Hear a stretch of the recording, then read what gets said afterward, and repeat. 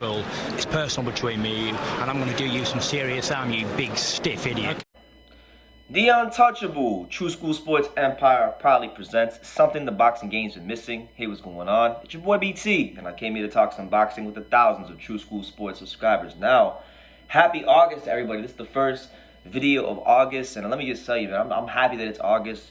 July was not my month, and I'm just ready to put it behind me and move forward in life. But what a way to end July. I gotta say, what a way to end July, because with this whole like Crawford and Spence situation, and like then you got Leonard Ellerby talking about pay-per-view numbers and all this bullshit. Just things that had nothing to do with boxing, the sport. Things to get the boxing fan excited. Just minutia, politics, boxing type stuff.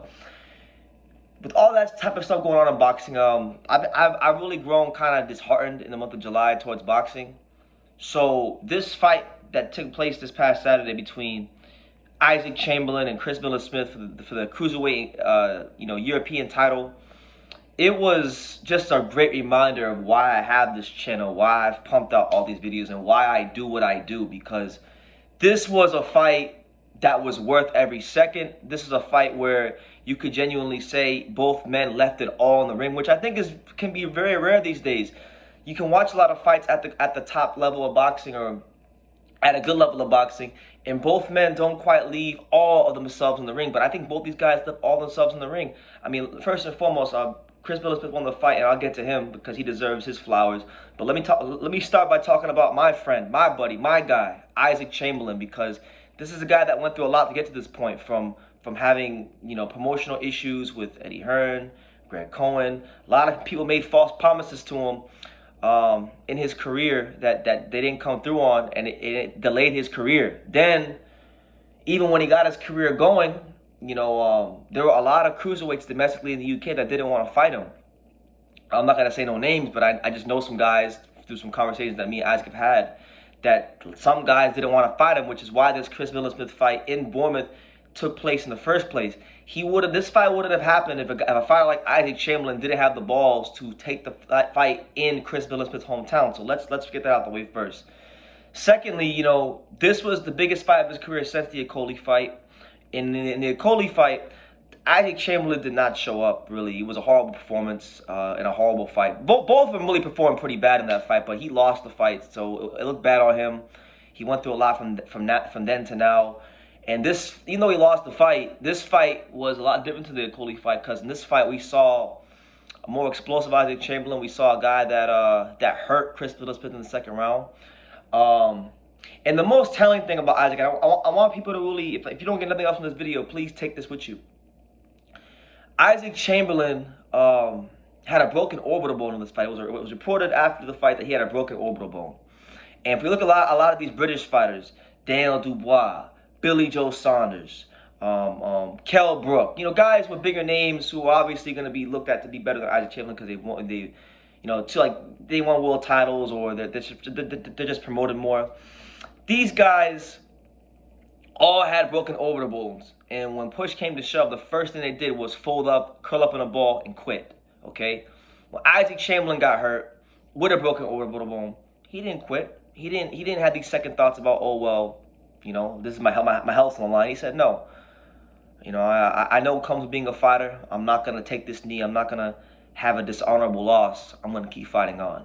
And he was fighting a strong, durable, sturdy guy in Chris Billam-Smith.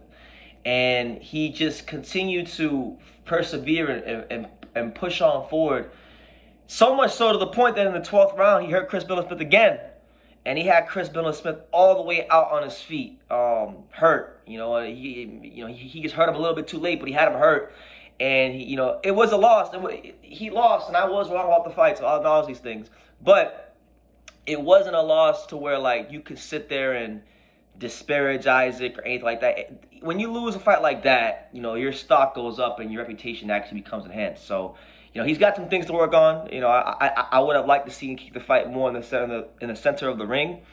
I would have liked to see him, throw the straight right hand a bit more, because I felt like it was lacking at times when Billam-Smith was lined up for it. But all in all, I'm happy with the performance, because if anything, right, it's actually strengthened my belief that Isaac Chamberlain can go to the next level.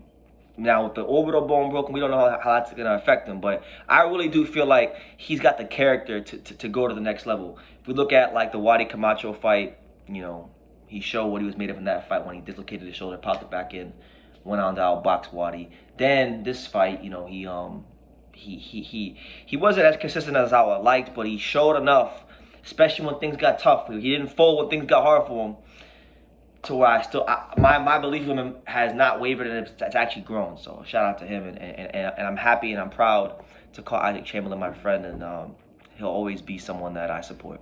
Now, as far as Chris Billam-Smith, let's take some time to give him his flowers. Now, this is a guy that I'm not gonna lie, I'm gonna raise both my hands. You know, I've watched him fight plenty of times, but I've always thought he's not necessarily there's nothing anything that's great about him, you know, as far as his skills. But the reality of Chris Billam-Smith is, I think in a way, he's kind of like a Danny Garcia type of fighter.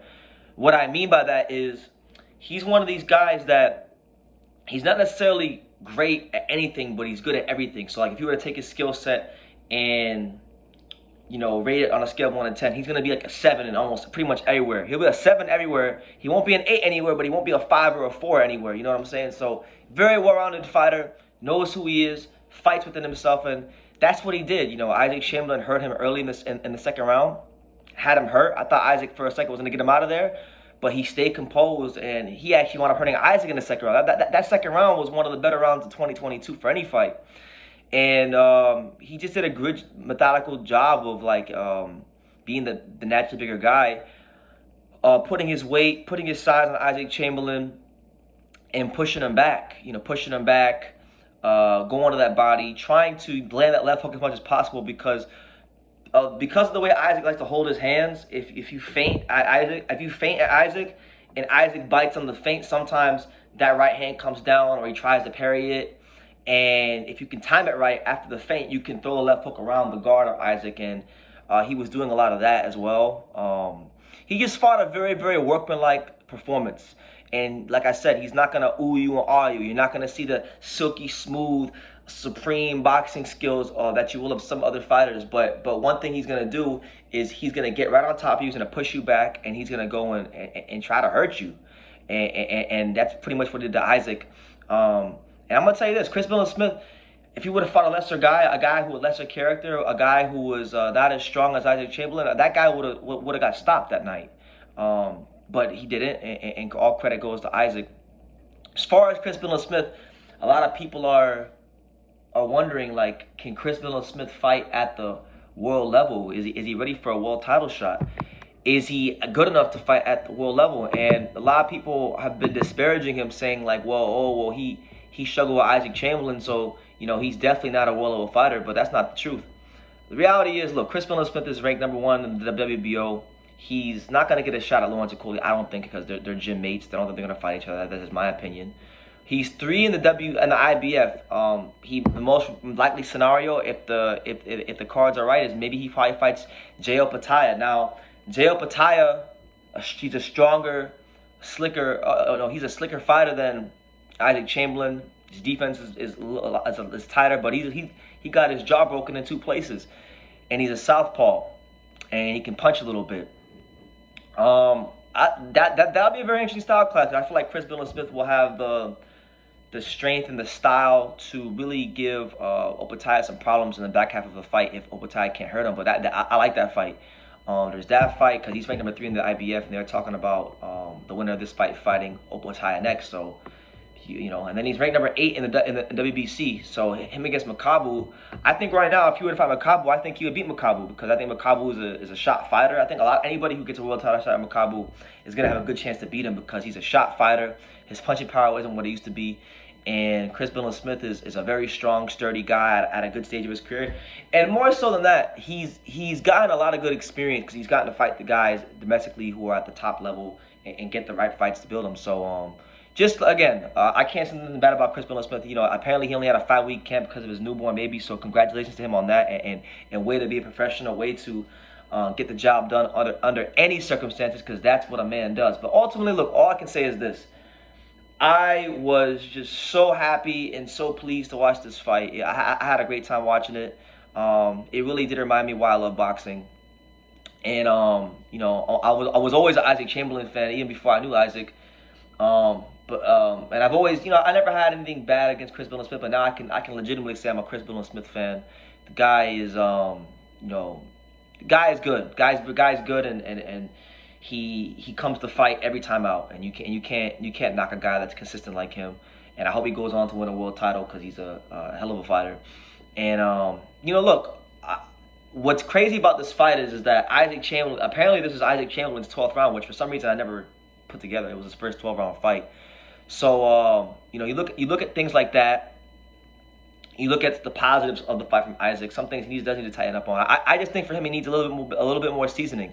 I think one of the differences in this fight was the fact that you had one guy who had been afforded the opportunities to get the right learning fights, like Ty McCarthy's and your Deion Jumas and your Riakpos and all these kind of guys that Billam-Smith fought. And then you had another guy who was kind of like, he's been inactive. He's come back, but he hasn't necessarily gotten the rounds that he needs to really develop as a fighter, because all these guys have been fighting, he's been knocking out in the first, second round, so that's what I like to see for Isaac. I like to see Isaac Chamberlain really go out there and get those learning fights against the guys domestically, get 2 wins under his belt, maybe 3, build his way back up, and then hopefully fight Chris Billam-Smith again. I'd like to see this fight again because there was a lot of back and forth action.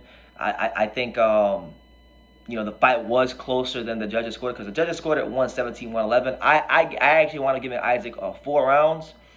I gave him an extra round, but I do think there were some swing rounds to where if you were to give it to Isaac, if you were to give any one of those other swing rounds that CBS won based off an activity to Isaac, then all of a sudden you got a 115, 113 type of a fight. You know what I'm saying? So I don't think the scorecards accurately reflect how close the fight was, but I do think the right guy got the win. I don't think Isaac won. I don't think it was a draw or nothing like that, but I do think the scorecards were a bit wide for my liking. But again, great fight.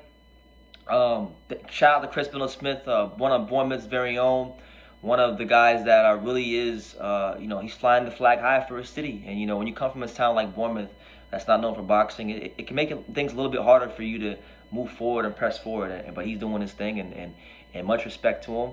And much respect to Isaac Chamberlain. I mean, I know he lost, and don't get me wrong. I had a lot of emotional investment in this fight, so I was very pissed off and I was very angry about the result because I wanted him to win. But once my emotions settled down, I got a chance to really process what happened. I've never been more proud of Isaac than I am now, and I really hope that he can use this as a springboard to push forward, get those fights that he needs to continue to develop and get some seasoning and come back, in a year to 18 months time and be ready to fight in another big fight, So that's what it is, man. We kicking off August with a bang here on True School Sports. Let's talking about real fights that happened, like Isaac Chamberlain versus Chris Billam-Smith. Chris Billam-Smith and Isaac Chamberlain, 2 true fighters, 2 true warriors of the sport, 2 guys that deserve everybody's respect, 2 guys that deserve everybody's time, 2 guys that deserve every fan's hard-earned money that paid for a ticket. I don't really say that about a lot of fighters and fights, but these 2, I just can't say enough good things about them, So God bless them. They both took a lot of punishment in this fight. It was an all-time classic for the British Cruiserweight division. And may both of them get rest with their families. May both of them rest up and come back strong, because Chris Billam-Smith's looking at potentially fighting for a world title next. And Isaac Chamberlain, even though he lost this fight, his stock has went up, and I know a lot of the British boxing fans are going to want to see him back in the ring again. So hopefully they can get him a fight against a good, credible opponent, so he can really continue to show what he can do in his career. Because I hold true to it. Guys like Johnny Nelson lost world titles they lost 6-7 times before they won a world title, but they became world champion eventually. And I think that I don't know if Isaac's gonna lose 6-7 times, but I do think he's gonna become world champion at some point. So yeah. You guys let me know what you think in the comments down below. Make sure you guys take the time to subscribe. And like I say in every single one of these videos, you guys can love me or you can hate me, but I'm just a kid from Daniel. So until next time, take care, guys. Thank you for watching another video on True School Sports, the home of boxing. If you made it this far, do me a favor and do yourself a damn favor. Hit that subscribe button and surely you will not be disappointed. True School Sports bringing you the latest and greatest, the untouchable, boxing content, interviews, news videos, breakdowns, live fight reaction extravaganza. We've got a great community of people here. boxing fans all over the world, from America to the UK to Australia and on and on and on. So join the empire today. Hit that subscribe button. Take care and God.